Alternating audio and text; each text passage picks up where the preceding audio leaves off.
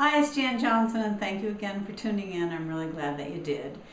And we have been covering for the last several days storylines and the way you can interject storylines into your business or into your conversation, into your mind, and start utilizing them and have them become natural to you so they become a part of your conversation. Then it doesn't seem forced when you're talking about your business or your product or your service. It just seems natural. If you kind of practice in your head and you interject it as a story, it becomes natural to you. That way the conversation when you're talking about it is natural.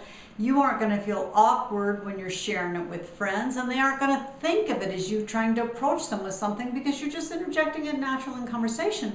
A lot of times what happens is that people themselves, you, the rep, the entrepreneur, are hesitant to bring up your business for fear of what someone is going to think or say. So as soon as you start down that path, your tone and energy changes.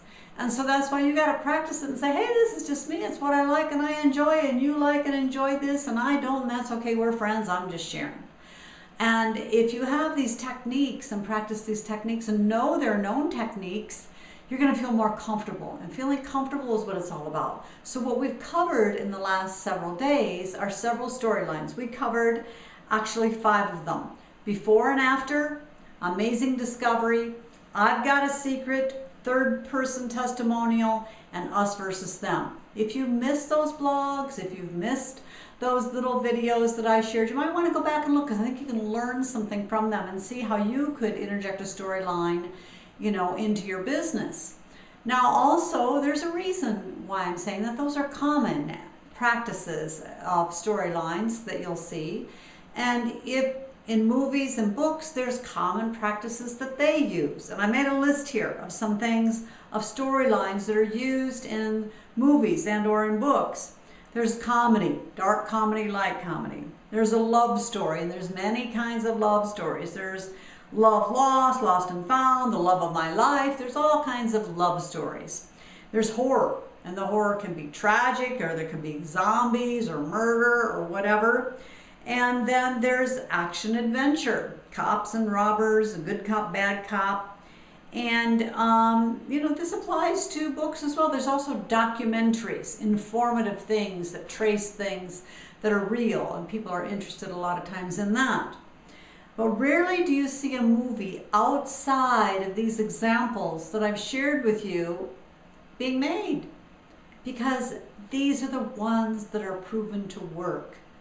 And the movie industry and the book selling industry is in the business of making money. And they're not going to put their efforts behind something that doesn't work. They know these storylines work, and so that's where they're going to put their money behind it. And then they're going to get the cast and the crew and the makeup people and the director and everybody behind it, because they're already betting on the storyline that works. And so that's what you got to do. Bet on the storylines that work. They've been used, and so now you got to get in there and use them. You're a professional.